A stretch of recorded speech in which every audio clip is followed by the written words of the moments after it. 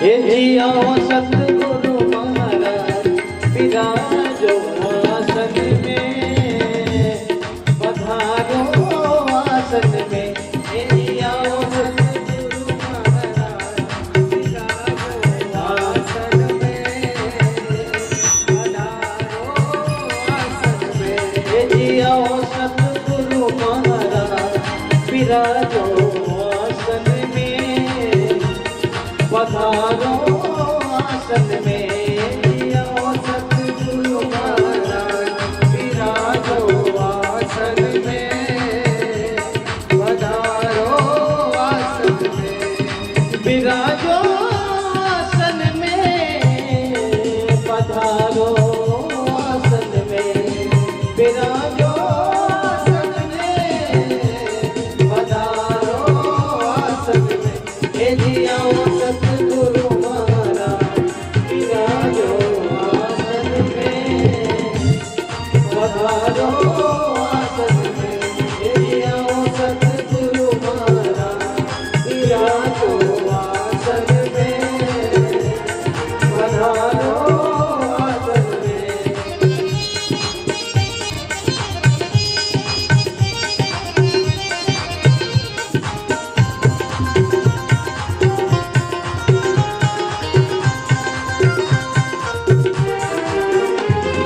तेरे द्वारे भक्त पुकारे, तेरे द्वारे भक्त पुकारे, तेरे द्वारे भक्त पुकारे, तेरे द्वारे भक्त में, पधारो आसन में।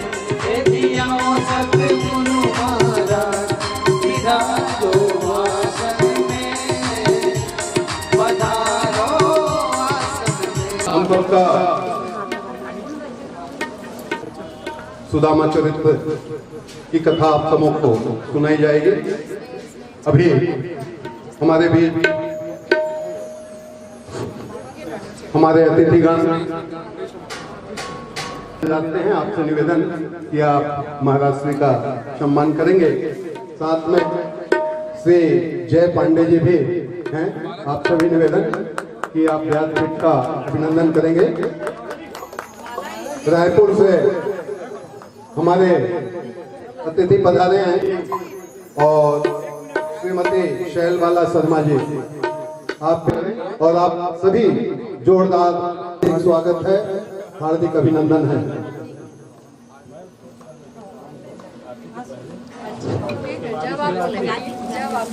मनहरन लाल यादव, मनहरन लाल यादव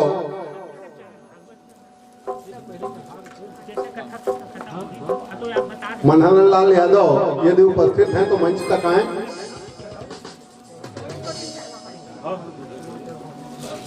मैं आप सभी को हमारे अभिनंदन करेंगे। श्री कुशलदास जी महंत आप आर्गन में हैं। श्री बंधन दास जी, कुशलदास जी अयोध्यापुरी हमारे पास के अयोध्यापुरी बस्ती के रहने वाले हैं। बंधन दास जी जो अपनी भूमिका अदा कर रहे हैं, आप पता भी सारा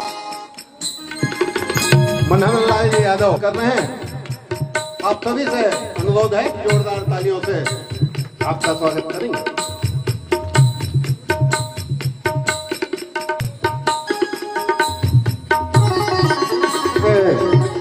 जी का भागवत का कार्यक्रम होता है।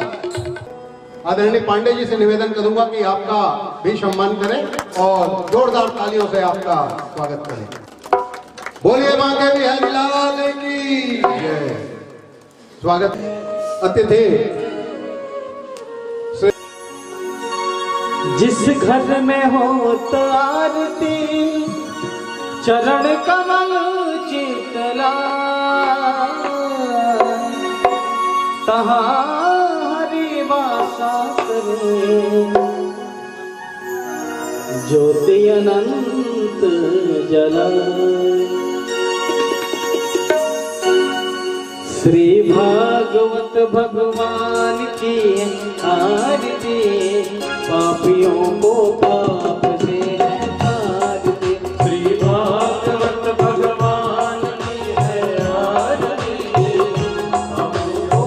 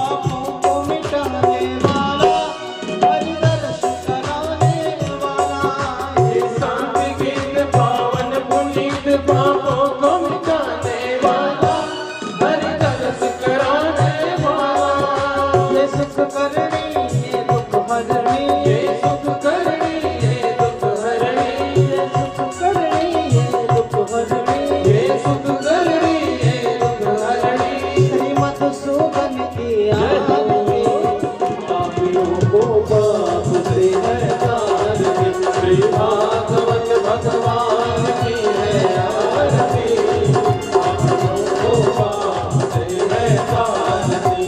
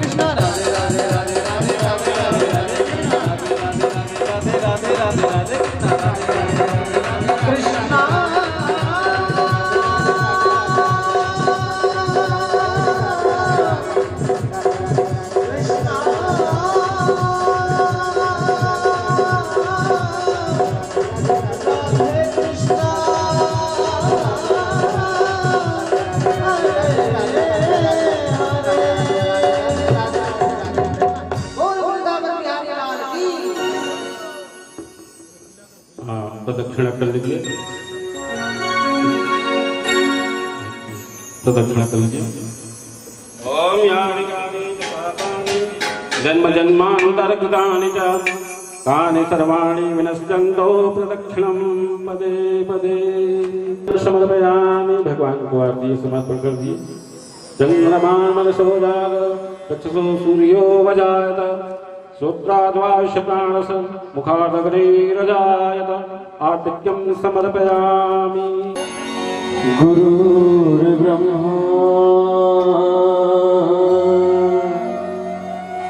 गुरुर्विष्णु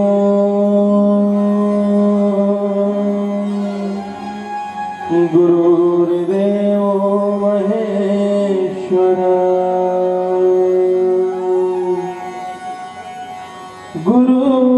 गुरुर्साक्षात् परं ब्रह्म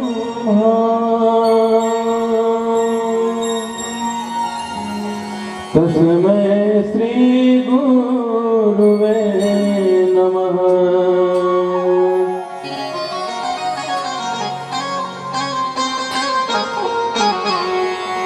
अखण्डमण्डलाकारम् व्यापकं येन चराचरम् तत्पदं दर्शितं तेन तस्मै श्रीगुरुवे नमः।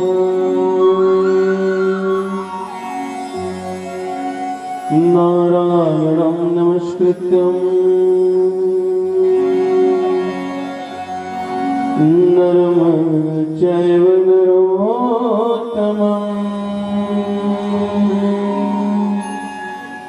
देवी सरस्वती व्यासं ततो जयमुदीरयेत्।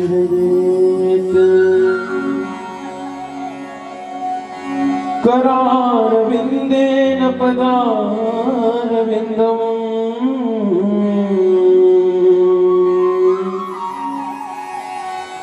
मुखारविन्देन विनिवेशयन्तम्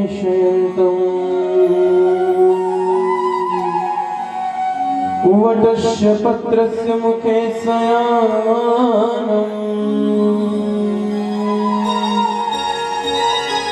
बालं मुकुन्दं मनसा स्मरामि।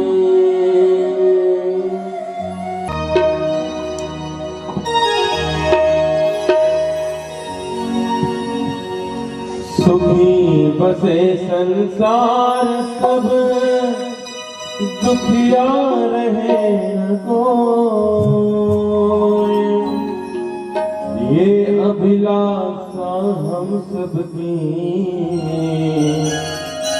भगवन पूरी हो। सुखी बसे संसार सब दुखिया रहे न कोई, ये अभिलाषा हम सबकी भगवन पूरी हो।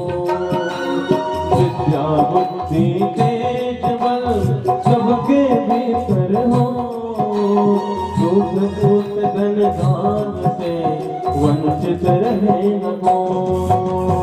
आपकी भक्ति प्रेम से मन होवे भरपूर, राग द्वेष से चित्त मेरा को शोभाने दो। मिले भरोसा आपका हमें सदा जगदीश, आशा तेरे नाम की बनी रहे हमें। पाप से हमें बचाइए करके दया दया, अपना भक्त बनाइए हमको करो निहार। दिल में दया उदारता मन में प्रेम अपार, हृदय में धीरज दीनता है मेरे करतार। हाथ जोड़ विनती करूं सुनिए कृपा निधान, साधु संगत सुख दीजिए दया धर्म का दान, दया धर्म का दान, दया धर्म का दान। बोल वृंदावन बिहारी लाल की। एक बार दोनों हाथ उठा के प्रेम से बोलेंगे राधे राधे।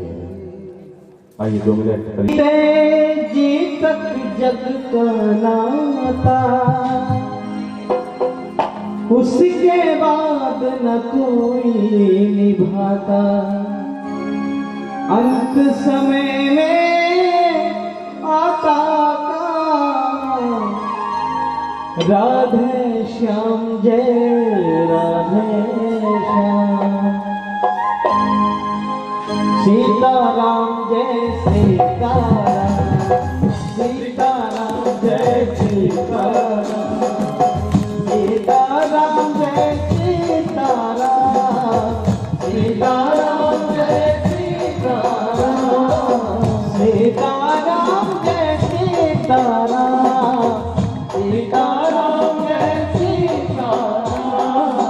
राधे श्याम जय राधे श्याम, राधे श्याम जय राधे श्याम, राधे श्याम जय राधे श्याम, राधे श्याम जय राधे श्याम।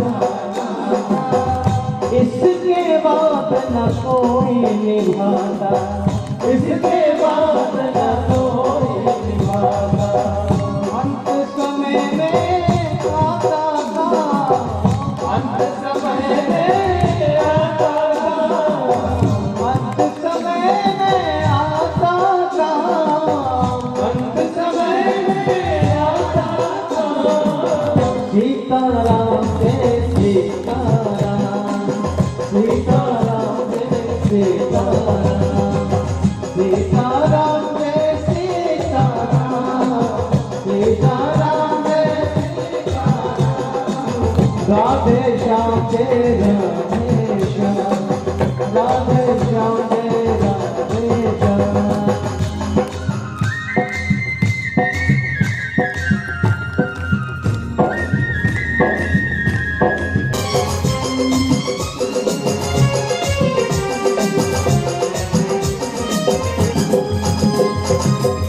पावन मंगल है ये नाम, पावन मंगल है ये नाम, पावन मंगल है ये नाम, पावन मंगल है ये नाम, पावन मंगल है ये नाम, पावन मंगल है ये नाम, पावन मंगल है ये नाम, पावन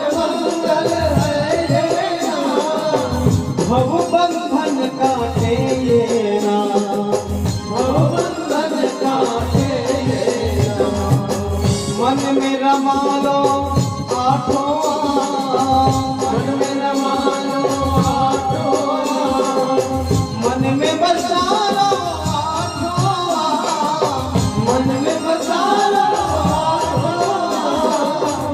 सीताराम जय सीताराम, सीताराम जय सीताराम, सीताराम जय सीताराम, सीताराम जय सीताराम।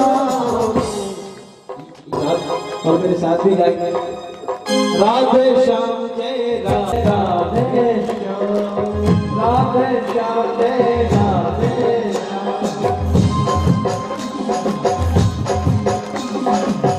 राधे श्याम जय राधे श्याम, सीताराम जय सीताराम, सीताराम जय सीताराम, राधे श्याम जय राधे श्याम, राधे श्याम जय राधे श्याम, सीताराम जय सीताराम, राधे श्याम जय राधे, सीताराम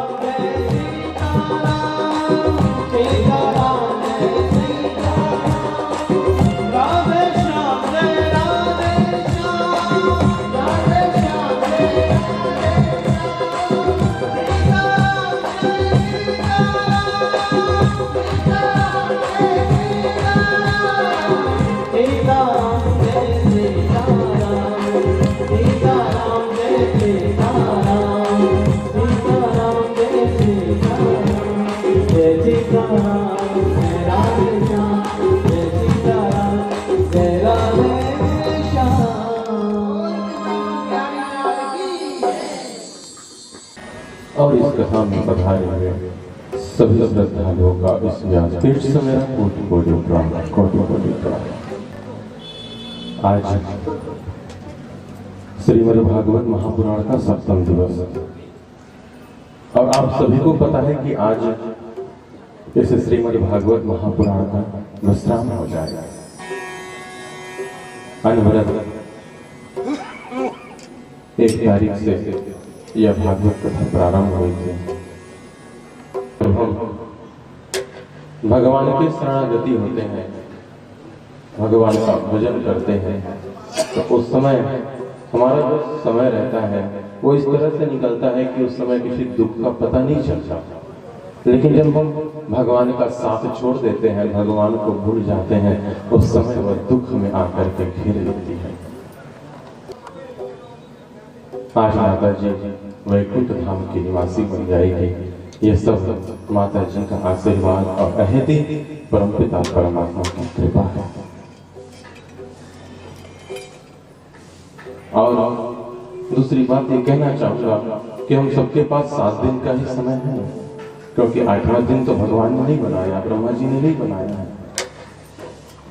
तो मन में कभी ये आपके विचार नहीं आना चाहिए कि अभी तो हमारा यौवन अवस्था है, जब हम बुढ़ापे में चले जाएंगे तब हम भागवत की कथा सुनेंगे। लेकिन कोशिश ये करिए कि जीते जी हमें भगवान की शरणागति मिल जाए, जीते जी हम भागवत की कथा सुन ले, भगवान की कथा सुन ले, ताकि अंत समय में हमें पछताना ना पड़े। अंत समय में साक्षात परमपिता परमात्मा हमारे लिए विमान लेकर के आए और हमें वैकुंठ धाम का अधिकारी बनाए। ये हम सबके मन में विचार और ये भाव होना चाहिए। कभी भी उम्र का ये भाव विचार नहीं आना चाहिए कि अभी तो बहुत समय है, समय नहीं है हमारे पास। आजकल किसी इंसान का कोई भरोसा नहीं है कि वो कब चला जाएगा। इसलिए जैसे आपको सुविधा हो, जैसे आपको सुविधा हो, आप भगवान को जरूर याद करिए। आइए माता जी के चरणों में नमन करते हुए आज की इस कथा को हम प्रारंभ करें। फिर आज के बड़े भाव के साथ आप सभी ध्यान से सुनेंगे। किसी एक शायर ने बड़ी सुंदर कविता लिखी है माँ के लिए। माँ के चरणों में नमन करेंगे, फिर आज की इस पावन कथा को।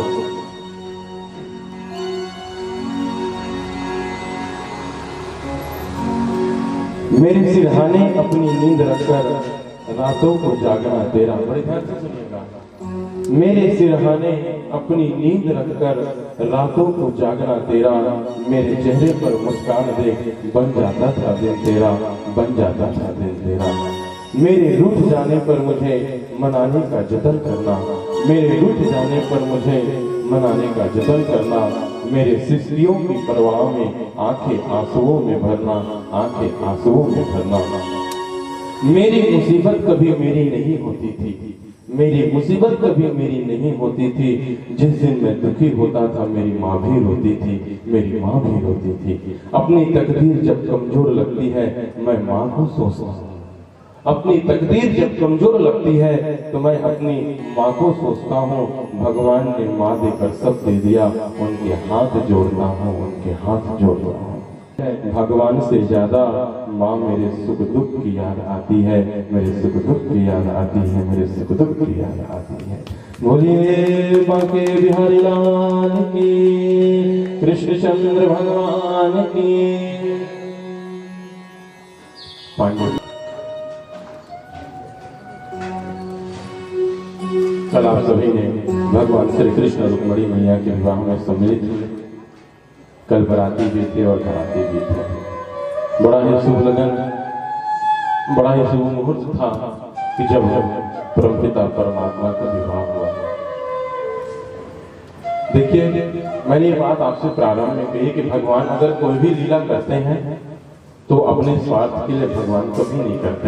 जब भगवान माखन चोरी लीला को अपने स्वार्थ के लिए नहीं करते, जब भगवान माखन को अपने स्वार्थ के लिए नहीं खाते तो वो किसी लीला को अपने स्वार्थ के लिए क्यों करेंगे। भगवान ने कभी भी कोई भी लीला अपने स्वार्थ के लिए नहीं की है, बल्कि हम भक्तों के कल्याण के लिए किया, ताकि भगवान स्वयं कहते हैं गीता में, ताकि कल का इतिहास मुझ पर उंगली न उठा सके। इसलिए भगवान ने हम भक्तों के कल्याण के लिए सुंदर सुंदर लीला रचित बन जाओ। बोले प्रद्युम्न जी महाराज की। बड़ी ध्यान से सुनिए, एकाग्रचित होकर के, क्योंकि कहा जाता है कि जो व्यक्ति 6 दिन तक भागवत की कथा ना सुने, लेकिन जो 7वें दिन की भागवत की कथा सुनता है ना, उसे पूरे 7 दिन की कथा सुनने का फल मिलता है।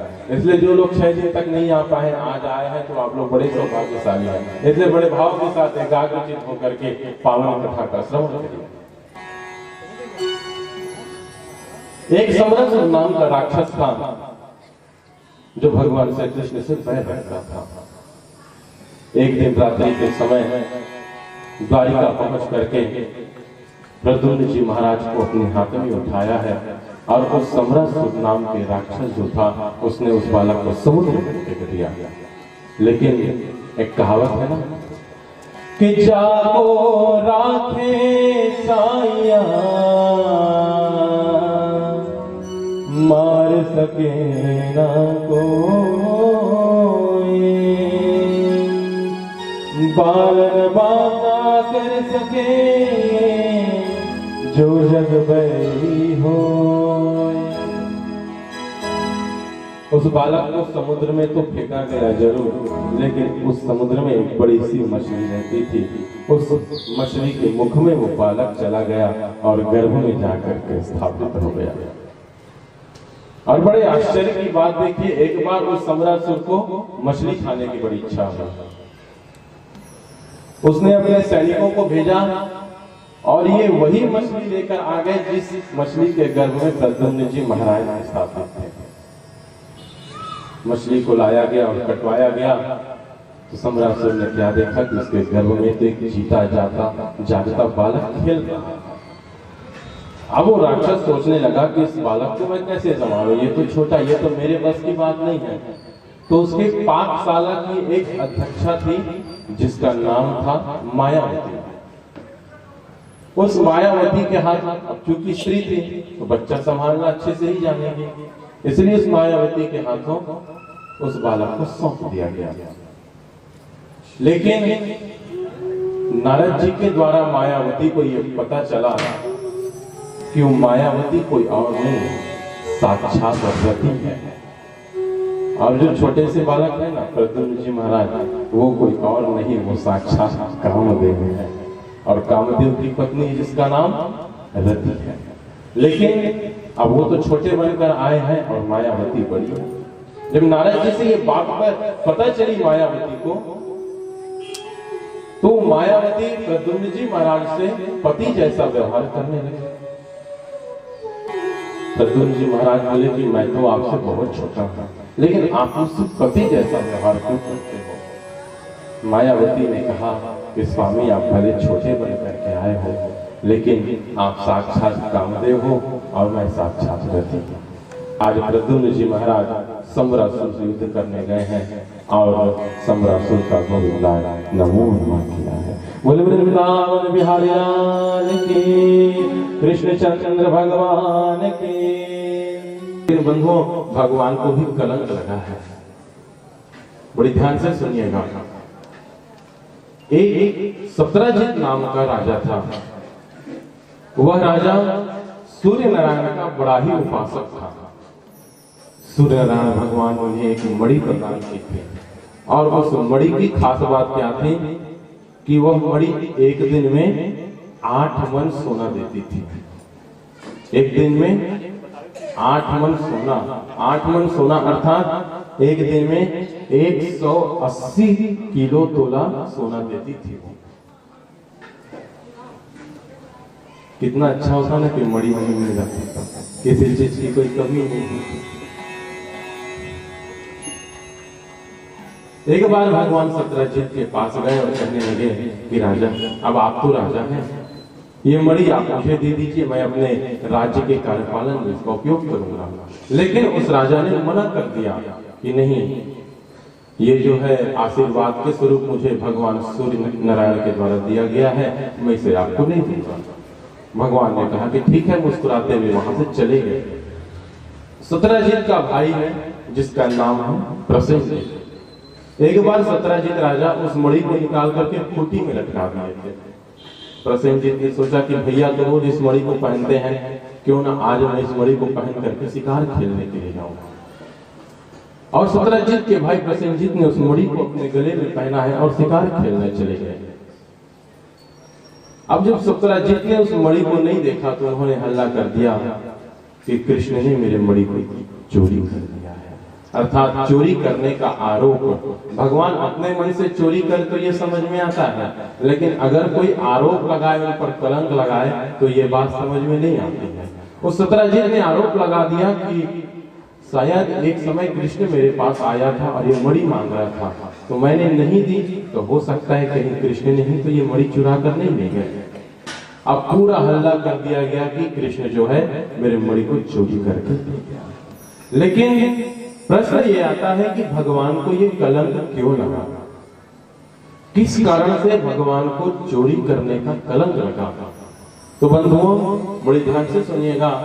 भगवान ने भाद्र महीना शुक्ल पक्ष चतुर्थी के दिन चंद्रमा का दर्शन किया था, और वेद शास्त्र का मानना है कि इस दिन कभी चंद्रमा का दर्शन नहीं करना चाहिए। क्यों नहीं करना चाहिए?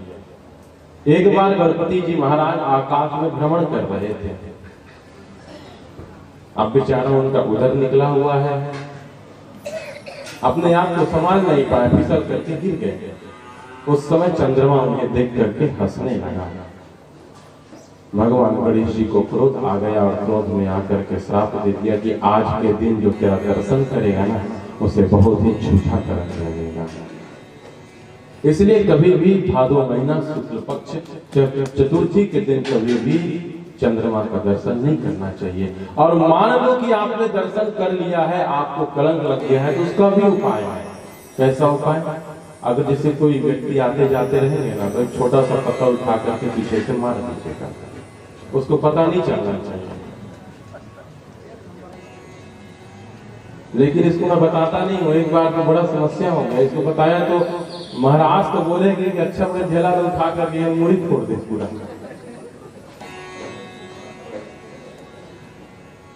मतलब उस व्यक्ति को ये पता नहीं चलना चाहिए कि वो अगला व्यक्ति मुझे मार रहा है। एक छोटा सा कंकड़ जैसा पत्थर उठा करके आप पीछे से मार दीजिए, तो ऐसा कहा जाता है कि वो कलंक पर चला जाता है। तो ये जो है इस कलंक से बचने का उपाय है। जब भगवान श्री कृष्ण को पता चला कि मुझे तो झूठा कलंक लग गया है, अब वो मणि की खोज में निकल पड़े। मणि की खोज में जब वन में प्रस्थान किए हैं, तो क्या देखा है कि एक घोड़ा मरा हुआ पड़ा है। थोड़ा सा और आगे जा करके देखें तो प्रसेनजीत भी मरा हुआ पड़ा है, और शेर के पंजे का निशान है। थोड़े से और आगे जाकर देखे तो शेर भी मरा हुआ पड़ा है, भालू के पंजे का निशान है। अब उस पंजे के निशान को देखते हुए भगवान ने गुफा के पास पहुंच गए। सेनापतियों को लेकर के गए थे भगवान ने सेनापतियों से कहा कि देखो, मैं इस गुफे के अंदर में प्रवेश कर रहा हूं उस मणि को लाने के लिए। 21 दिन तक मेरी प्रतीक्षा करना यहाँ पर खड़े होकर, और 21 दिन के भीतर अगर मैं नहीं आया तो द्वारिका में जाकर के बोल देना कि कृष्ण मारा है। कितनी सुंदर लीला है भगवान की। उन सेनापतियों ने 21 दिन तक गुफा के बाहर रह करके भगवान की प्रतीक्षा की है, लेकिन जब भगवान नहीं आए तो निराश होकर के लौट गए, क्योंकि भगवान ने ही कहा था। और द्वारिकापुरी में जाकर के देव की मैया वसुदेव जी से कह दिए कि आपका पुत्र कृष्ण बना है। लेकिन क्या ऐसा हो सकता है? ये भगवान की लीला। उस समय थोड़ी सी गहराई में लेकर के जाऊंगा। उस समय माता देवकी, क्योंकि मां को तो विश्वास है कि मेरा पुत्र इस तरह से मुझे छोड़कर नहीं जा सकता, ये तो अफवाह भी हो सकती है। इसलिए देवकी मैया ने अपने पुत्र के प्राण की रक्षा के लिए अपने ही घर में 11 ब्राह्मणों को बुलवा करके दुर्गा सप्तशती का पाठ करवाया था।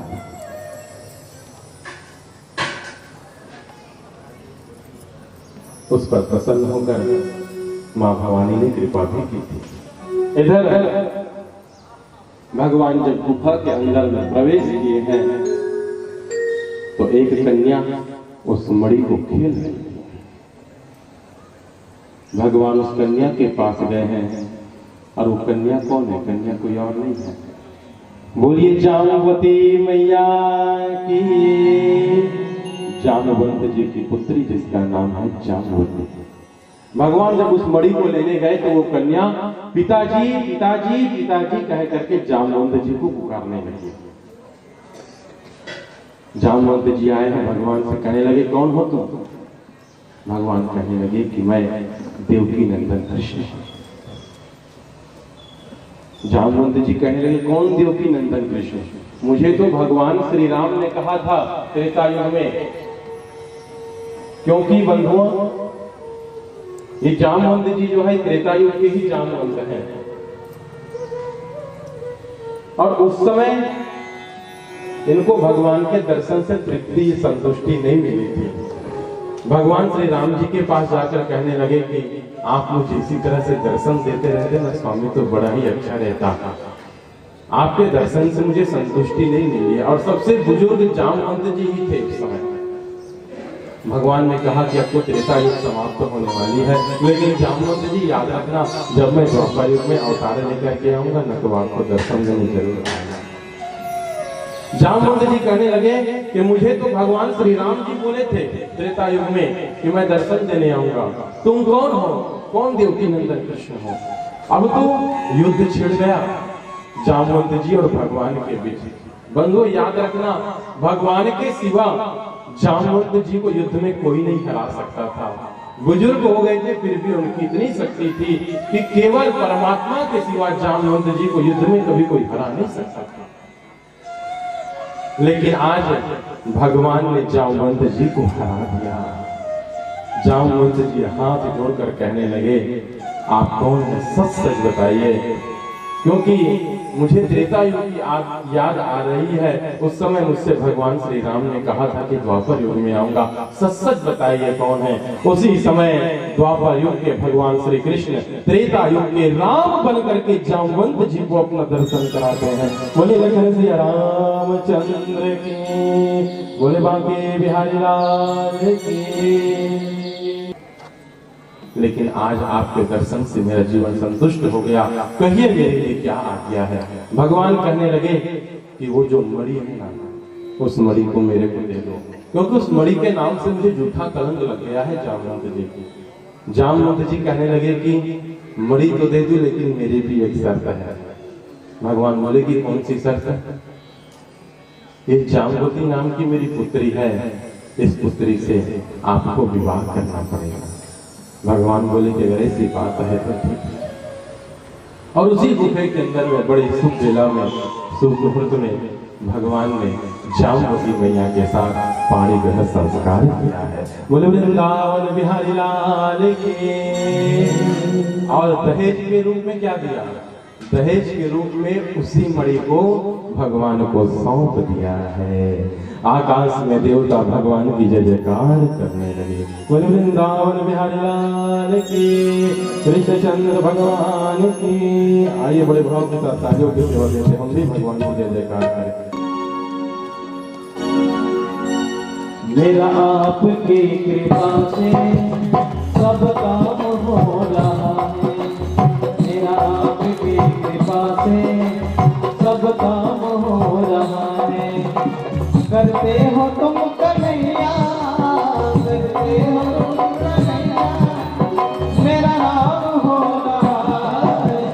मेरा आपकी कृपा से काम हो रहा है, मेरा आपकी कृपा से सब काम हो रहा है।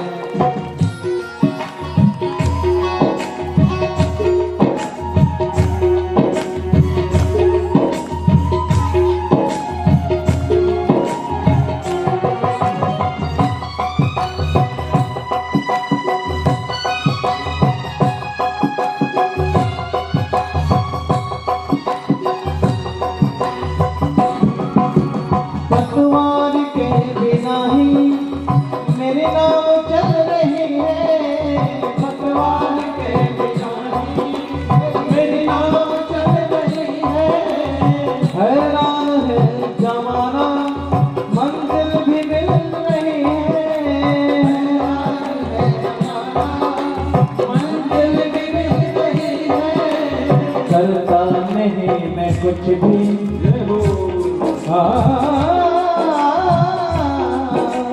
करता नहीं कुछ भी, सब काम हो रहा है। मेरा आपकी कृपा से सब काम हो रहा है। करते हो तुम कन्हैया, करते हो तुम कन्हैया, मेरा नाम हो रहा है। मेरा आपकी कृपा से सब काम हो रहा है, मेरा आपकी कृपा से सब काम हो रहा है।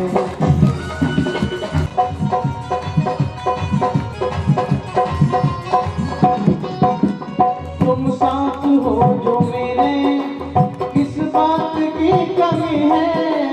तुम साथ हो जो मेरे, किस बात की कमी है। कन्हैया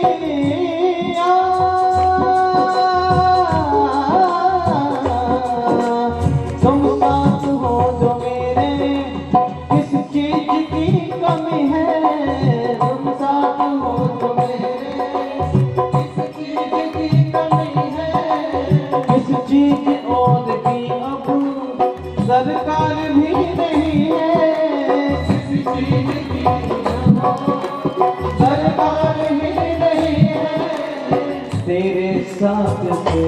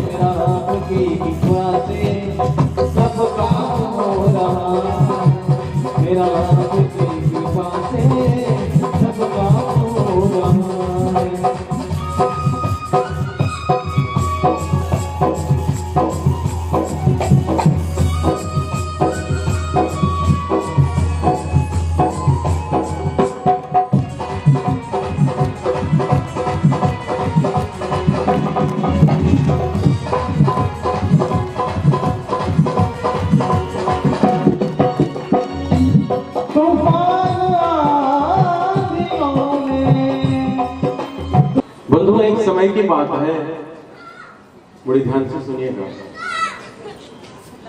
एक समय की बात है कि यशोदा मैया सुबह के 4 बजे ब्रह्म मुहूर्त में, यशोदा मैया का नियम था कि वो ब्रह्म मुहूर्त में होती थी। एक बार यशोदा मैया यमुना जी में जो दिया जलते हैं, तालाब में हम दिया जलते हैं, उनके प्रतिदिन का नियम था कि वो यमुना जी में उस दिए को जला करके भगवान के नाम से जिला करते और भगवान एक किनारे पर जाकर के बैठ जाते थे और उस दिया को किनारे किया करते थे।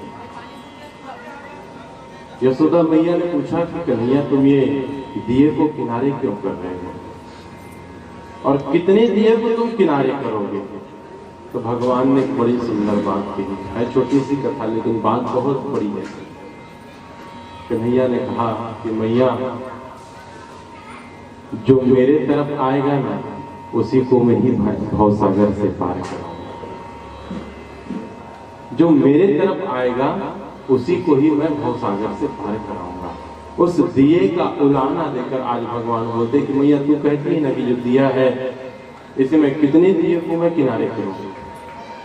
तो इसका तात्पर्य भगवान ये कहते हैं कि जो भक्त मेरी तरफ आएगा अर्थात मेरी शरण में आएगा, मैं उसी भक्त का कल्याण करूंगा और उसी को ही भवसागर से पार करूंगा। बोल वृंदावन बिहारी लाल की, कृष्णचंद्र भगवान की। भगवान के कितने विवाह हो गए? 2 विवाह हो गए। सत्यभामा मैया के साथ।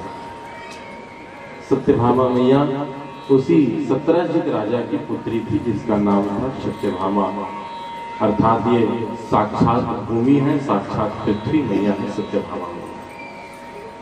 चौथा विवाह कालिंदी यमुना मैया का जो अंश है उनके साथ भगवान ने विवाह किया। 5वां मित्र वृंदा नाम की एक कन्या थी जिसके साथ भगवान ने विवाह किया। 6वां नागरज्योति नाम की एक कन्या थी, उनके साथ भी भगवान ने विवाह किया। 7वां भद्रा नाम की एक कन्या थी, उनके साथ भी भगवान ने विवाह किया। और 8वां लक्ष्मणा नाम की एक कन्या थी, उनके साथ भी भगवान ने विवाह किया। कितने विवाह हो गए? 8 विवाह। ये जो 8 है ये भगवान की पटरानी है। रानी और पटरानी बहुत होता है। ये 8 भगवान की पटरानी है, लेकिन जो भगवान 16,100 विवाह करेंगे वो भगवान की केवल रानियां हैं। आइए समझे। बोले वृंदावन बिहारी लाल की। भौमासुर नाम का एक राक्षस था। उस राक्षस ने अपने कारागृह में 16,100 कन्याओं को बंदी बना करके रखे थे। 16,100 कन्या। और उस भौमासुर को यह वरदान था। कहा जाता है कि ये भौमासुर साक्षात मां सत्यभामा का ही पुत्र था। भौमासुर जो कि नाम से स्पष्ट है, भौमा मतलब भूमि, भूमि मतलब धरती, अर्थात मां सत्यभामा साक्षात भूमि का अवतार है, साक्षात धरती मैया है। इसलिए सत्यभामा जी का पुत्र भौमासुर था। और उसे ये वरदान था कि जब तक उसकी मां नहीं चाहेगी तब तक उसे साक्षात भगवान भी उसका उद्धार नहीं कर सकते, उसको नहीं मार सकते थे। भगवान ने सत्यभामा मैया से कहा कि देवी अब वो समय आ गया है कि जब उस भौमासुर राक्षस का उद्धार किया जाए। सत्यभामा मैया ने कहा कि जब पाप बढ़ता है तभी तो आप साकार रूप से प्रकट होते हैं स्वामी। भले ही वो मेरा पुत्र है लेकिन है तो पापी, और मैं तो स्वयं चाहती हूँ कि आपके ही हाथ से मेरे पुत्र का उद्धार हो। आज भगवान भौमासुर के पास गए हैं, दोनों में घमासान युद्ध हुआ है और अंत में भगवान उस भौमासुर को अपने चतुर्भुज रूप का दर्शन कराते हैं और सुदर्शन चक्र से भौमासुर का सिर धड़ से अलग कर देते हैं। बोलो वृंदावन बिहारी लाल की, कृष्णचंद्र भगवान की। भगवान ने 16,100 कन्याओं को कारागृह से आजाद करवाया। वे कन्याएं बोलने लगी कि कैसे जाए कन्या, ये राक्षस हमें इतने दिन तक अपने पास रखा और आज अगर हम अपने घर में भी जाती हैं तो ना जाने हमारे घर वाले और परिवार वाले हमारे बारे में क्या क्या बातें करेंगे। अब तो हमसे विवाह भी कोई नहीं करेगा क्योंकि इस राक्षस ने हमें इतने दिन कैद करके रखा। इसलिए कन्हैया आप ही हमारा कल्याण करिए। बंधु, ये 16,000 कन्याएं कौन थी? जो 16,100 कन्याएं हैं ये कोई और नहीं, ये 16,100 कन्याएं वेद की ऋचाएं हैं। 4 वेद होते हैं ना, साम वेद, यजुर्वेद, ऋग्वेद, अथर्ववेद। इन चारों वेदों की ये 16,100 कन्या ऋचाएं हैं। वेद के 3 कांड और लाखों मंत्र हैं। वेद में 3 कांड है और लाखों मंत्र है। वेद का पहला कांड होता है, बड़े ध्यान से सुनिएगा, वेद का पहला कांड है कर्म कांड, जिससे वेद पाठी ब्राह्मण लोग करते हैं, जिसे कर्मकांडी ब्राह्मण कहते हैं। बड़ी सुंदर बात है, बड़ी लंबी है लेकिन सूक्ष्म रूप में बताऊंगा। वेद के 3 कांड, जिस प्रकार रामचरितमानस में कांड होते हैं, बाल कांड, रंग कांड, किष्किंधा कांड, उसी तरह ये वेद के 3 कांड। कर्म कांड, इस कर्म कांड में 80,000 मंत्र हैं। कितने हजार? 80,000 मंत्र। और ये कर्म कांड ब्रह्मचारी लोगों के लिए ही उपयुक्त है। दूसरा है उपासना कांड। इस उपासना कांड में 16,000 मंत्र हैं जो गृहस्थ आश्रम के लिए उपयोगी है। तीसरा है ज्ञान कांड। इसके 4,000 मंत्र हैं जो वानप्रस्थ लोगों के लिए उपयोगी है। 3 आश्रम होते हैं ना, गृहस्थ, ब्रह्मचर्य, गृहस्थ और वानप्रस्थ। ये तीनों के लिए ये 3 कांड अलग अलग बनाए गए हैं। और 16,000 कन्याएं कोई और नहीं, साक्षात वेदों की ऋचाएं हैं। उन कन्याओं ने कहा कि कन्हैया आप ही हमारा कल्याण करिए। भगवान ने कहा कैसे? अब हमसे तो कोई विवाह करेगा ही नहीं कन्हैया, इसलिए आप ही हमसे विवाह कर लीजिए। किसी के में इतना सामर्थ्य नहीं क्या कि 16,108 विवाह कर सके। एक को तो संभालना बड़ा मुश्किल है महाराज, बड़ी मुश्किल हो जाती है। लेकिन ये लीला तो केवल परमपिता परमात्मा ही कर सकते हैं, उनके सिवा ऐसी लीला कोई नहीं कर सकता। 16,100 कन्याएं थी। भगवान ने अपना 16,100 रूप बनाया है और वहीं पर बैठ करके बड़े शुभ मुहूर्त में, शुभ लगन में भगवान ने कन्याओं के साथ पाणी ग्रहण संस्कार किया है। बोले वृंदावन बिहारी लाल की, कृष्णचंद्र भगवान की। अब कितने विवाह हो गए भगवान के? 16,108, जिसमें उनके झूले फूलों से सजे हुए थे और भगवान उस झूले में बैठ करके बड़ी सुंदर बंसी बजा रहे थे। और जब भगवान बंसी बजा रहे थे उसी समय रुक्मणी मैया वहां आ गई, भगवान के साथ में बैठ गई। बड़ी ध्यान से सुनिएगा।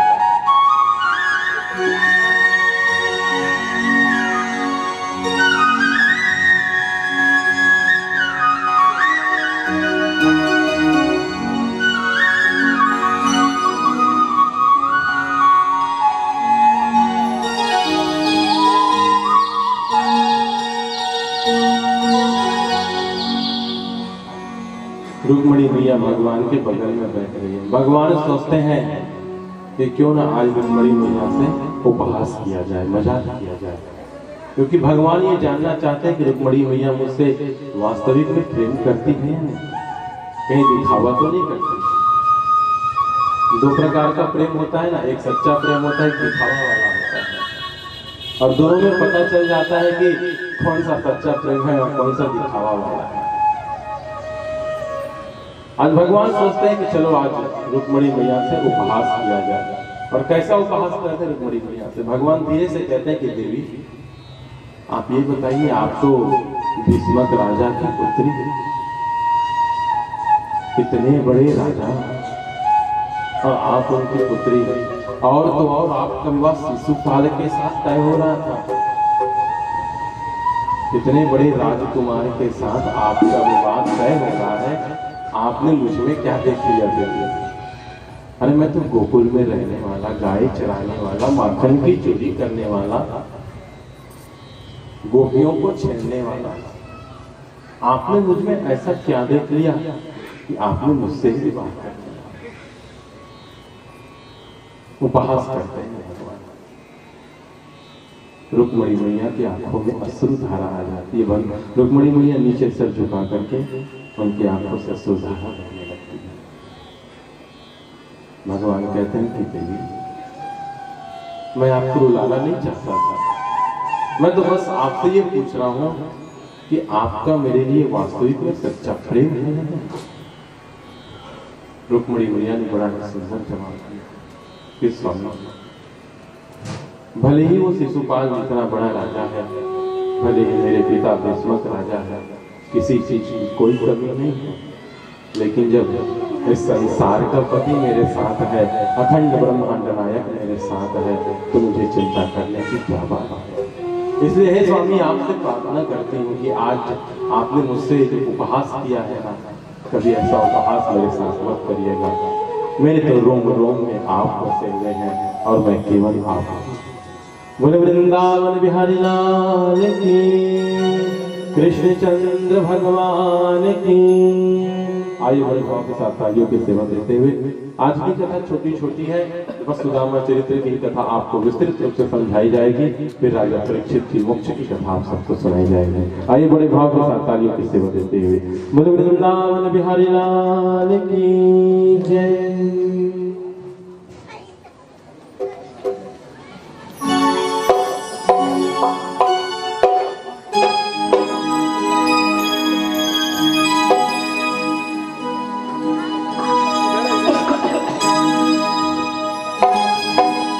बोलिए सावरे सरकार की जय।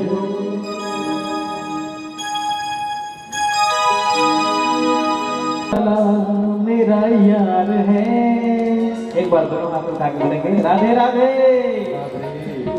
काली कमली वाला मेरा यार है, काली कमली वाला मेरा यार है, मेरे मन का मोहन तो दिलदार है, मेरे मन का मोहन जो दिलदार है, काली कमली वाला मेरा यार है, काली कमली वाला मेरा यार है, मेरे मन का मोहन जो दिलदार है, ओ मेरे मन का मोहन दिलदार है, तो मेरा यार है, मेरा दिलदार है, तो मेरा यार है, मेरा दिलदार है, काली कमली वाला जारेगा मना मामा गमा जारेगा मना मामा, काली कमली वाला मेरा यार है, मेरे मन का मोहन जो दिलदार है, मेरी कमली वाला मेरा यार है,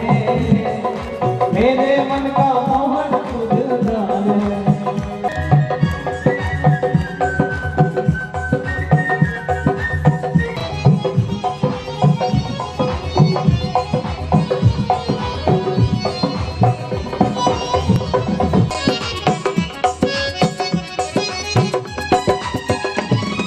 मनमोहन में तेरा दीवाना, गाँव बस अब यही तराना, गाँव बस अब यही तराना, गाँव बस अब यही तराना, मनमोहन में तेरा दीवाना, गाँव बस अब यही तराना, गाँव बस अब यही तराना। श्याम सलोने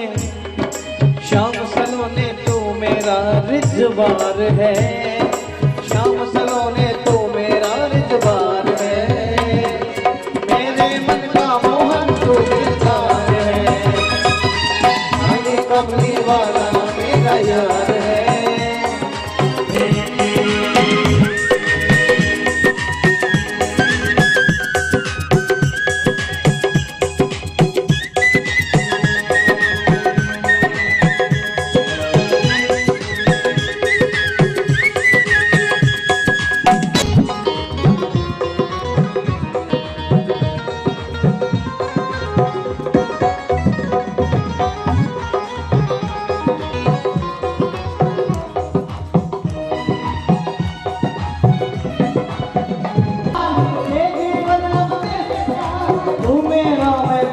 करे जीवन अब तेरे सहारे, जीवन अब तेरे सहारे,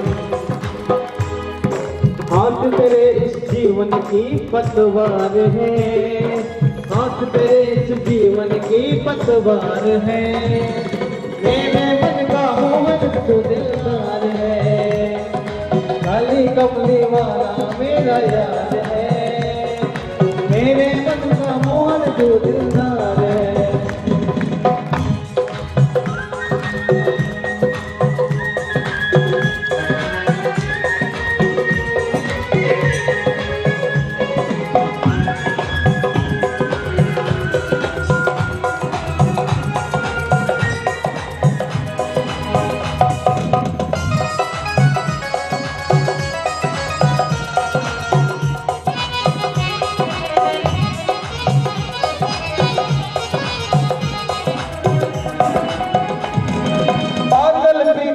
एक ही आशा, दर्द दिल दर्शन का प्यासा, दर्द दिल दर्शन का प्यासा, दर्द दिल दर्शन का प्यासा, पागल प्रीत की एक ही आशा, दर्द दिल दर्शन का प्यासा, दर्द दिल दर्शन का प्यासा, दर्द दिल दर्शन का प्यासा।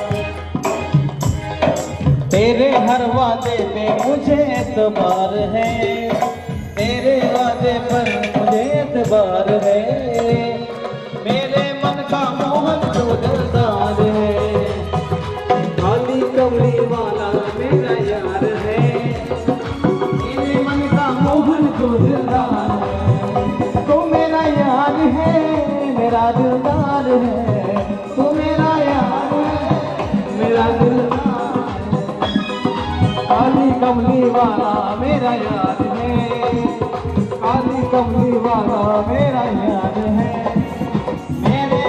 मोहन तो दिलदार है, मेरे मन का मोहन तो दिलदार है, मेरे मन का मोहन तो दिलदार है, मेरे मन का मोहन तो दिलदार है, मेरे मन का मोहन तो दिलदार है, मेरे मन का मोहन तो दिलदार है, मेरे मन का मोहन तो दिलदार है। बोले बोले एक बार और भाग में बोलेंगे राधे राधे, एक बार और बोलिए राधे राधे। एक समय की बात है कि भगवान श्री कृष्ण अपने पुत्र सांब और प्रद्युम्न जी के साथ द्वारिकापुरी के बगीचे में भ्रमण कर रहे थे। उस बगीचे में एक बड़ा सा कुआं था। भगवान कृष्ण तो आगे चले गए, लेकिन सांब और प्रद्युम्न उस कुएं के पास चले गए और कुएं के अंदर उन्होंने ये देखा कि एक गिरगिट जो बार बार बाहर आने की कोशिश तो कर रहा है, लेकिन बाहर नहीं आ पा रहा है, बार बार चढ़ तो रहा है लेकिन फिर से गिर जा रहा है। अपने पिताजी की बात याद आ गई कि कभी भी अगर कोई मुसीबत में हो तो उसका मुसीबत में सांस नहीं छोड़ना चाहिए, उसकी समस्या का समाधान आप करो। सांब और प्रद्युम्न ने बहुत कोशिश की उस गिरगिट को निकालने की, लेकिन वो गिरगिट अंत में निकला ही नहीं। तुरंत प्रद्युम्न जी भगवान श्री कृष्ण के पास गए, कहने लगे कि पिताजी एक कुएं में छोटा सा गिरगिट है, आप कृपा करके उस गिरगिट को कुएं से बाहर निकाल दीजिए। भगवान प्रद्युम्न जी के साथ आया और जैसे ही अपने पीले पीतांबर का स्पर्श भगवान ने उस गिरगिट के शरीर पर किया है, तो वह गिरगिट योनि से मुक्त होकर के एक राजकुमार के रूप में प्रकट हो गया। बोलो वृंदावन बिहारी लाल की।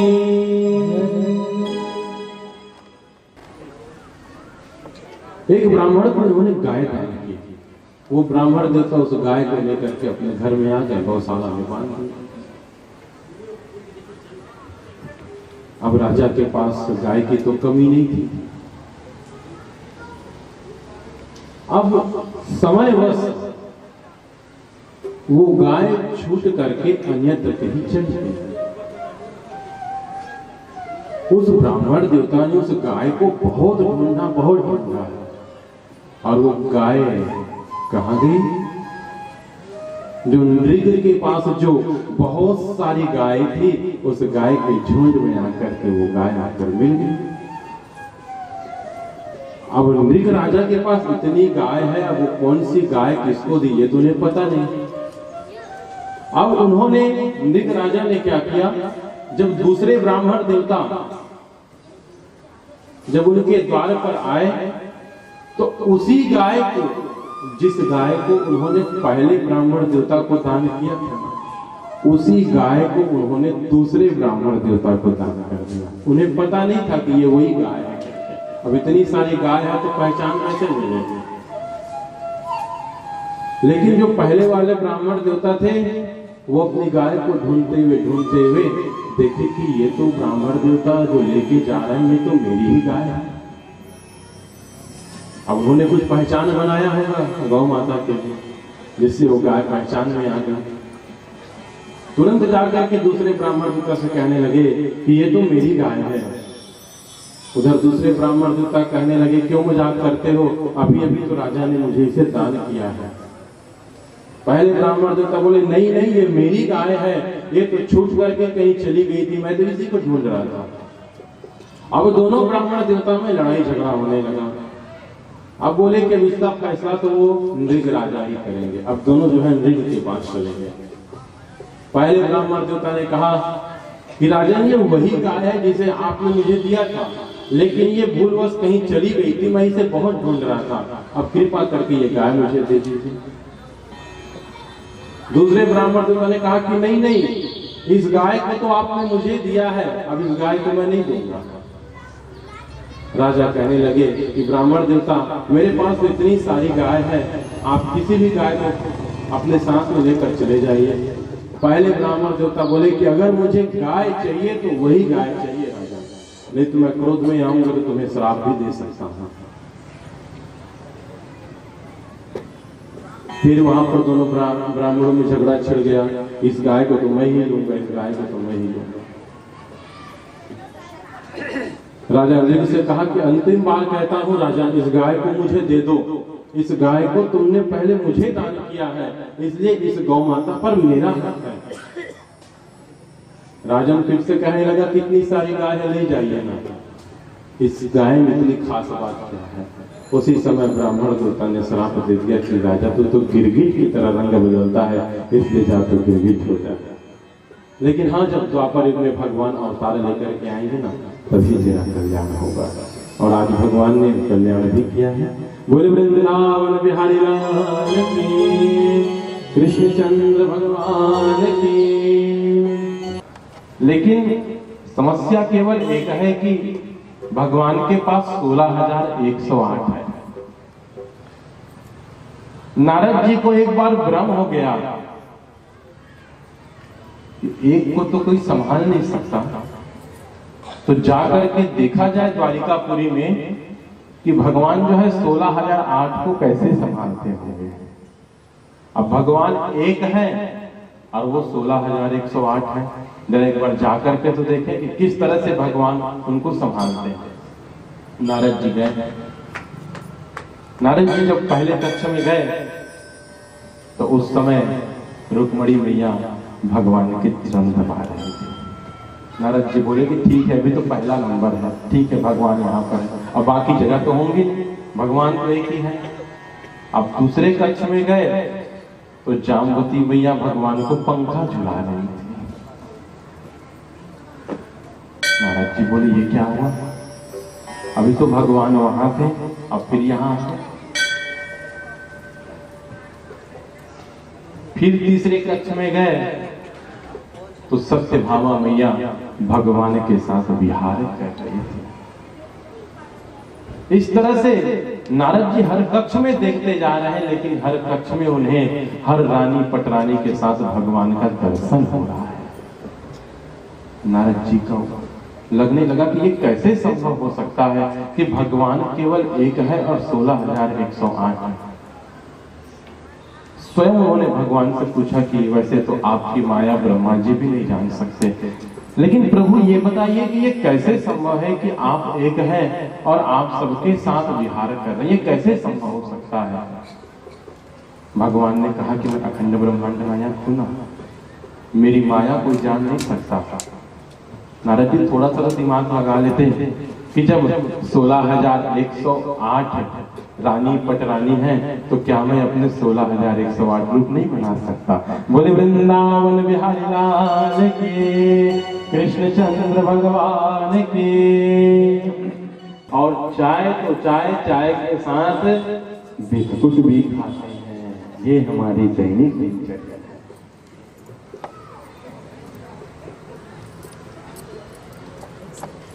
है कि नहीं? आप कोनो बार देखे थोड़ी जा नहीं कहा था बोले माने पड़ी, हाँ भाई नहीं है। लेकिन बंधुओं, हमारे भारतीय संस्कृति का नियम ये कहता है कि कभी भी बिना स्नान किए रसोई घर में प्रवेश नहीं करना चाहिए। बड़ी ध्यान से सुनना। पहले जमाने में जो माता जी लोग होते थे ना, उनसे पूछिएगा कि कभी भी वो बिना स्नान के स्वयं रसोई घर में नहीं जाती थी और अपने बहू को भी जाने नहीं देती थी। लेकिन अब तो सब चल जाता है।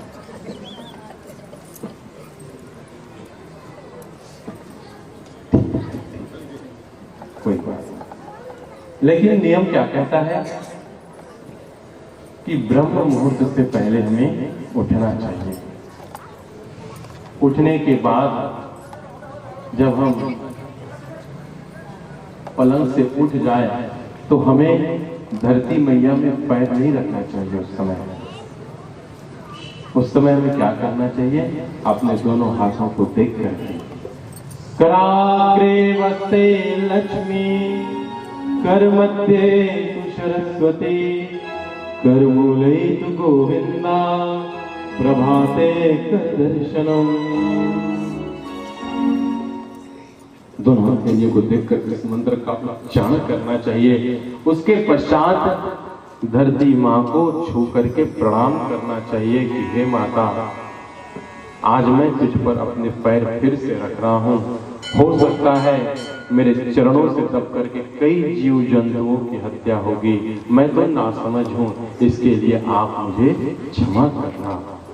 उसके पश्चात फिर हमें स्नान गृह में जाकर के अपना नित्य कर्म करना चाहिए। और नित्य कर्म करने के बाद पहला नियम यह कहता है कि हमें भगवान का दर्शन करना चाहिए, भगवान की पूजा करनी चाहिए। और यह भी नहीं कहा जाता कि 2 घंटा 3 घंटा तक आप पूजा करिए। मैंने बताया था ना, हमारी पूजनीय माता जी 5 साल तक इन्होंने मानसिक पूजा की है भगवान की। 5 साल तक इन्होंने मानसिक पूजा की है।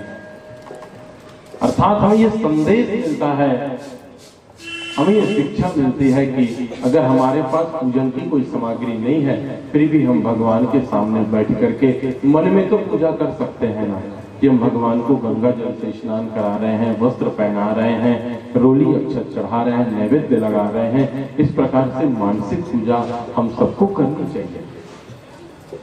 उसके बाद का फिर जो नित्य कर्म है, ऑफिस जाना है कि ड्यूटी जाना है कि भोजन करना है, वो सब आप करिए। लेकिन और जब शयन करते हुए उठते हैं तो सबसे पहले अपने दोनों हाथों को देख करके जो मैंने मंत्र बताया उस मंत्र का भगवान उच्चारण करते हैं। फिर धरती मैया को प्रणाम करते हैं।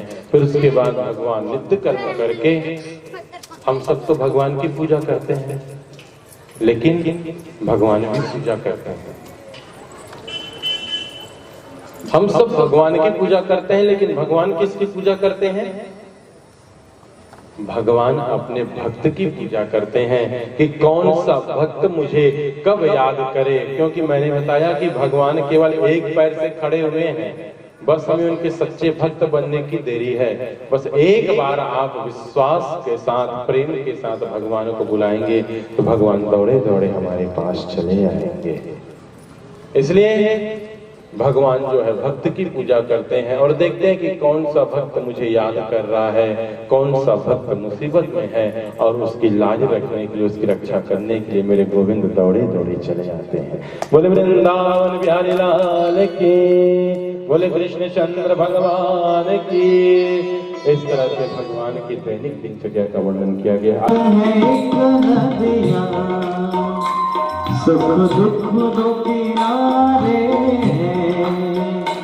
संसार है एक नदिया, सुख दुख दो किनारे हैं, ना जाने कहाँ जाए हम बहती धारे हैं।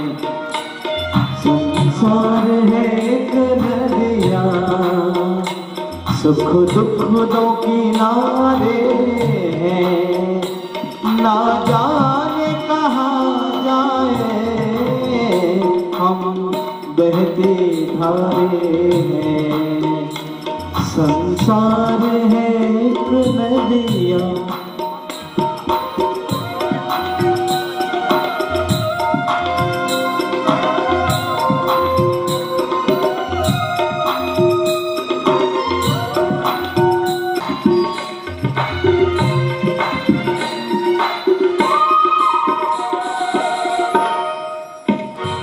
कोई भी किसी के लिए अपना ना पराया है, कोई किसी के लिए अपना ना पराया है। रिश्तों के उजाले में हर आदमी साया है, रिश्तों के उजाले में रत के भी देखो तो सब खेल निराले हैं, ना जाने कहाँ जाए हम बहती धारे हैं। संसार है एक नदिया, संसार की हर से है,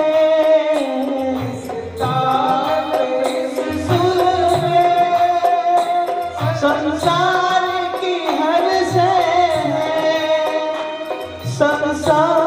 की हर से। इस ताल पे अंबर पे जहाँ चांद सितारे हैं, ना जाने कहाँ जाए हम बहती धारे हैं। संसार है एक नदिया,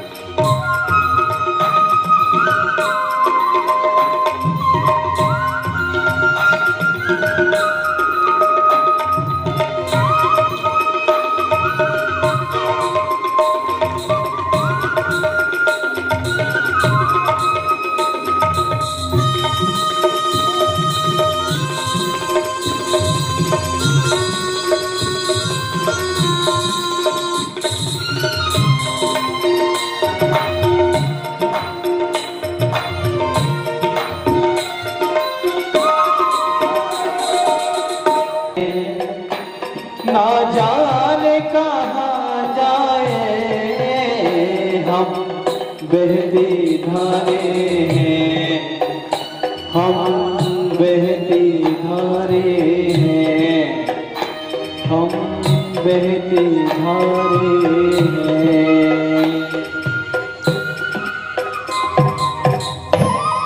संसार है एक नदिया। राधे बंधु, आगे भगवान के राजस्व यज्ञ की कथा आती है जो कि महाभारत से प्रेरित है। आइए इस महाभारत की कथा में हम पुनः एक बार प्रवेश करें। बोले वृंदावन बिहारी लाल की। कृतुराजेन गोविंद राजसूयेन पावने।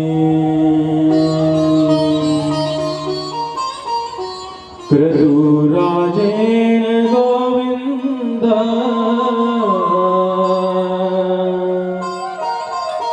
राजसूयेन पावने। यक्षे विभूतिर्था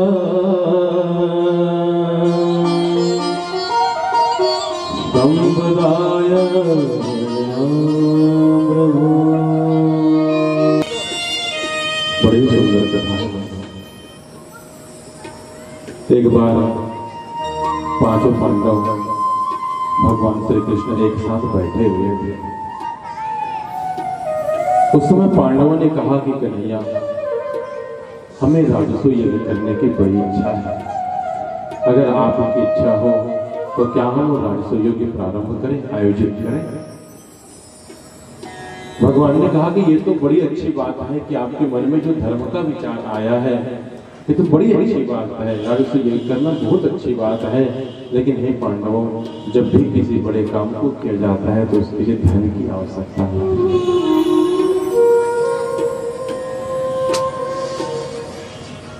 उस बड़े काम के लिए धन की आवश्यकता होती है, और अगर धन हो जाए तो ये राजसूय यज्ञ संपन्न हो जाएगा। पांडव ने कहा कि कन्हैया धन इकट्ठा करना हमारी जिम्मेदारी है। सबको अलग अलग दिशाओं में भेजा गया। युधिष्ठिर, अर्जुन, भीम, नकुल, सहदेव, और सब जगह से बहुत सारे धन इकट्ठे हुए, लेकिन पूर्व दिशा में जहां अर्जुन गए हुए थे धन इकट्ठा करने, वहां उनको धन नहीं मिला। क्यों नहीं मिला?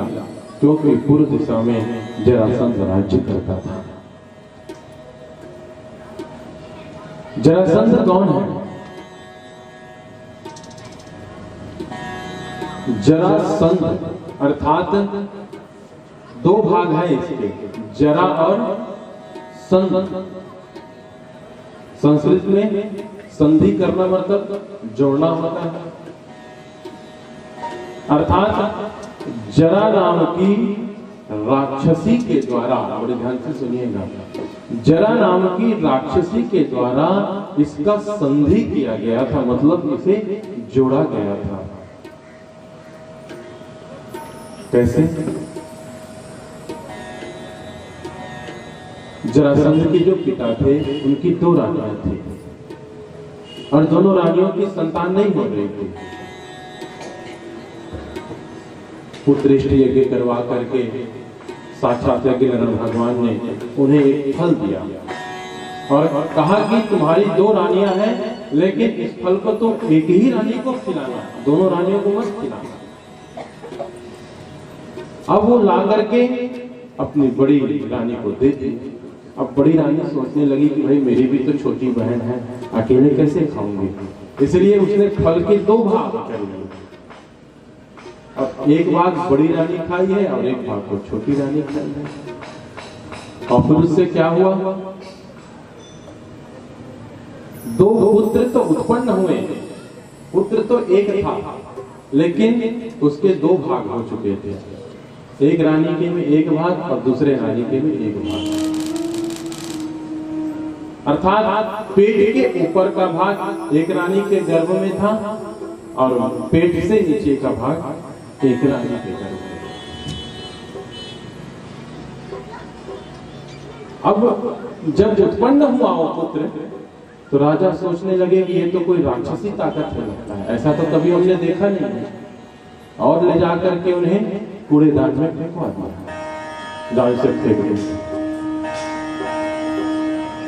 फिर एक राक्षसी जो कूड़ेदान में भोजन देख रही थी, भूख लग रही थी, भोजन देख रहे थे, और भोजन देखते हुए उन्होंने क्या देखा कि शरीर का एक भाग मिला। अब एक भाग जब मिला तो दूसरे भाग को भी ढूंढने लगे वो, और शरीर का दूसरा भाग भी मिला। वो राक्षसी थी, वो खा सकती थी ना, लेकिन उसने उस जीव को खाया नहीं है, क्योंकि नमक आदा जिसे कहा जाता है ना, एक होता है जिसे कहा जाता है कि एहसान जो होते हैं, तो उस राजा का उस राक्षसी पर बहुत बड़ा एहसान था। तो उस राक्षसी ने कहा था कि जब समय आएगा तो यह एहसान मैं चुकाऊंगा।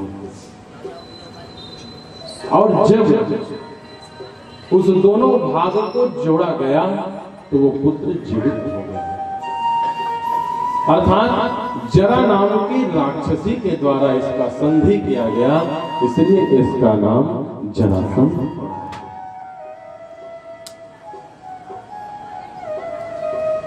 अर्जुन, भगवान ने कहा कि वहां तो धन हमें चाहिए ही चाहिए, क्योंकि पूर्व दिशा ही एक ऐसा जगह है जहां से हमें ज्यादा धन मिलेगा और हम उससे राजसूय के प्रारंभ कर सकते हैं। इसलिए आज पांचों पांडव और भगवान श्री कृष्ण ब्राह्मण का वेश बना करके जरासंध के राज्य में गए हैं।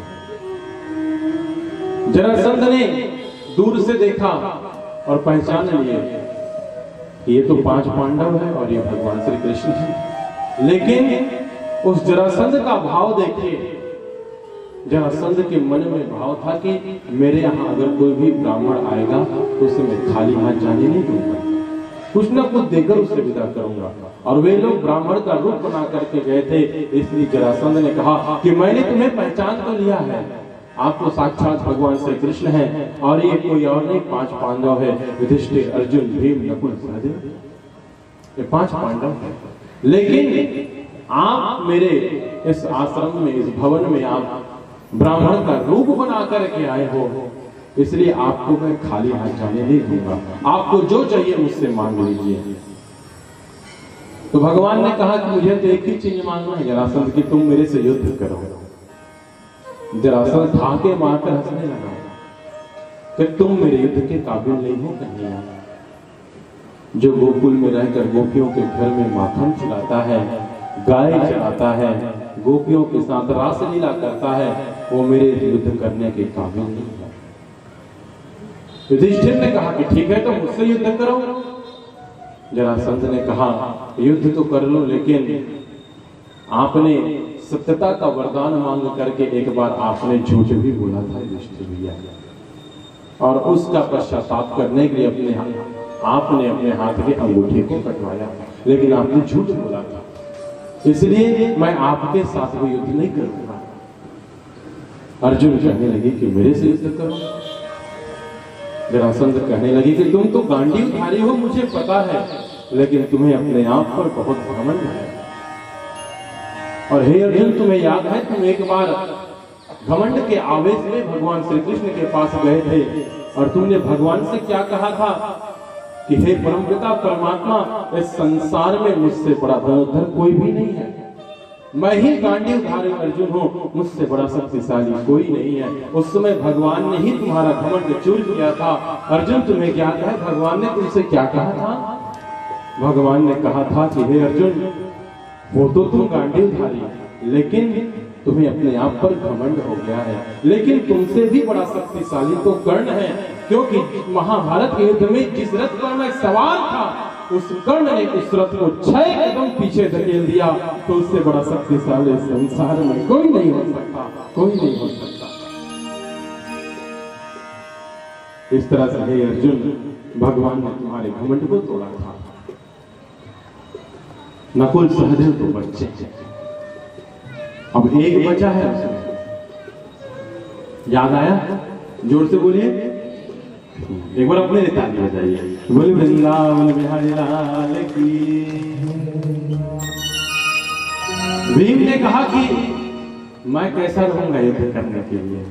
जरासंध ने कहा कि तुम ही तो मेरे काबिल हो युद्ध करने में, क्योंकि भीम में 100 हाथियों का बल था और वही था जरासंध से युद्ध कर सकता था।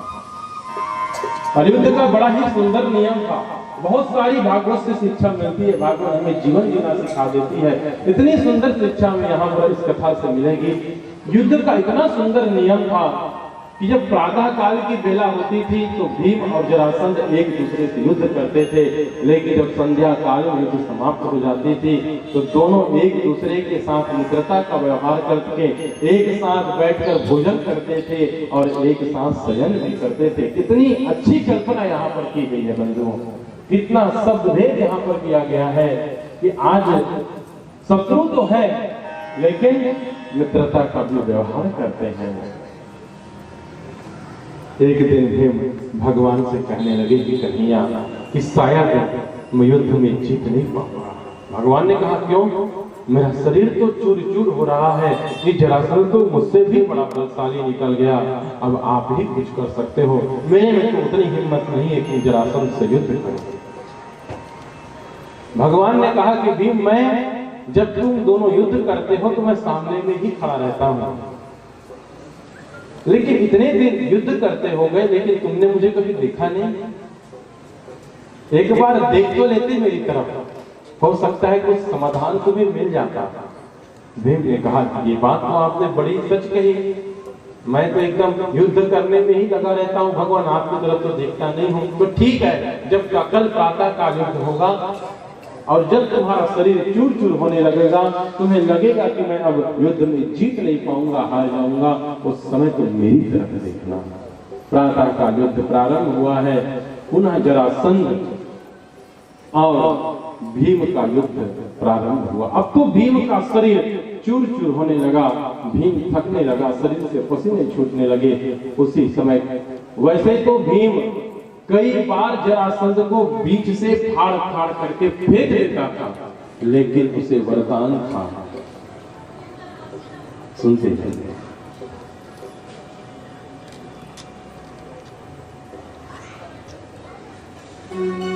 युद्ध प्रारंभ हुआ है। जब भीम थकने लगे तो उन्होंने भगवान की तरफ देखा तो भगवान ने क्या किया? उस समय एक पृथ्वी से लकड़ी का तिनका उठाया और भीम को इशारे से समझा रहे हैं कि भीम भैया इस तिनके को भगवान ने इस तरह से बीचों बीच फाड़ा और अलग अलग दिशाओं में फेंक दिया, क्योंकि जरासंध को वरदान था कि अगर उसे बीचों बीच फाड़ कर भी अगर फेंक दिया जाता था, लेकिन अगर वो सीधा रहता था तो वो आकर के जुड़ जाता था, लेकिन अगर उसे अलग अलग दिशाओं में फेंक दिया जाए तो वो कभी नहीं जुड़ सकता था। ये केवल भगवान को ही मालूम था और किसी को मालूम नहीं था। इसलिए तिनका उठाया है, फाड़ा है और ऐसे अलग दिशाओं में फेंक दिया। भीम समझ गए। उसी समय जरासंध को पटक करके पृथ्वी पर गिराए, पैर से पैर मिला करके उन्हें फाड़ दिया गया और जैसे फाड़ा है दोनों दिशाओं में फेंक दिया गया। जरासंध का उद्धार हो गया। गुरु वृंदावन बिहारी लाल की, कृष्ण चंद्र भगवान की। राधे अलबेली सरकार कर दो बेड़ा पार, राधे अलबेली सरकार। जब मैं बोलूंगा ना कि कर दो मेरा पास, तो आप बड़े ऊंची आवाज में बोलेंगे राधे अलबेली सरकार, कोई भी चुप नहीं रहेगा। क्योंकि कहा जाता है कि जब भगवान को बुलाया जाए तो भगवान नहीं आते, लेकिन जब राधा जी को बुलाया जाए तो भगवान अपने आप दौड़े चले आते। इसलिए राधा जी को बुलाना बहुत जरूरी है कि भगवान अपने आप चले आ जाएंगे। इसलिए दोनों हाथों से तालियों की सेवा करते हैं। बोले वृंदावन बिहारी लाल की।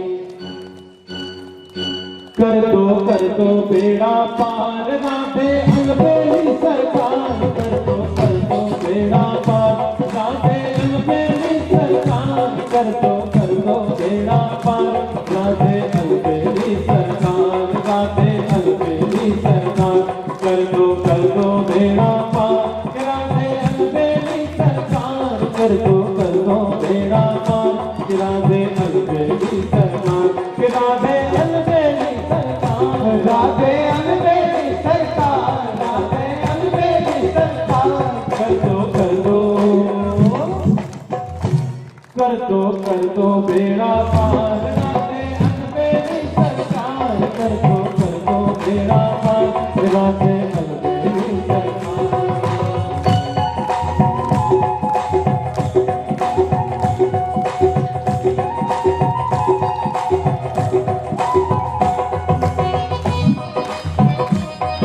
तालियां बजती रहे इससे।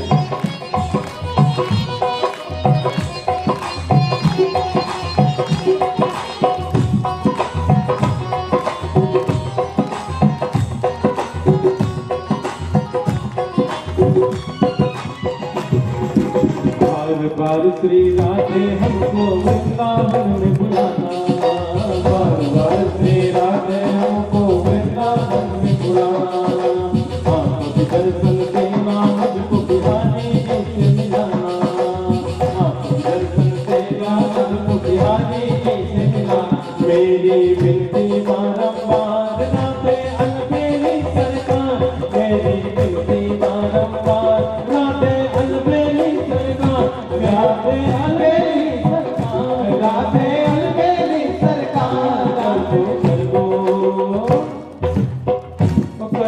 कर दो बेड़ा पार राधे अलबेली सरकार, कर दो बेड़ा पार राधे अलबेली सरकार, राधे अलबेली सरकार।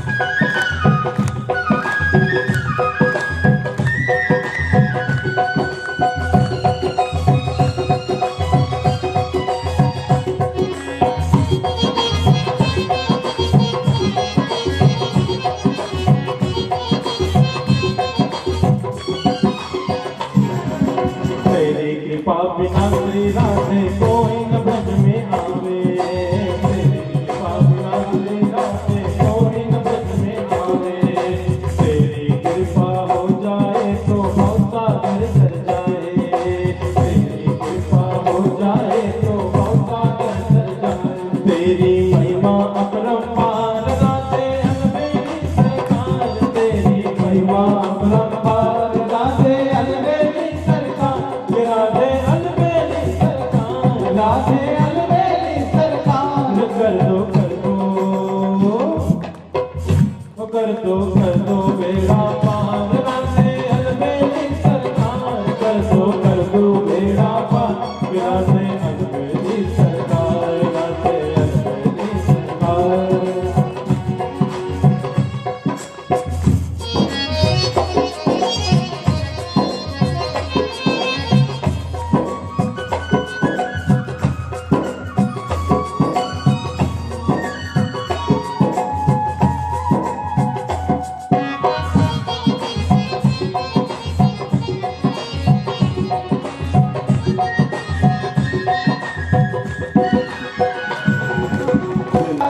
राधे अलबेली सरकार, राधे अलबेली सरकार।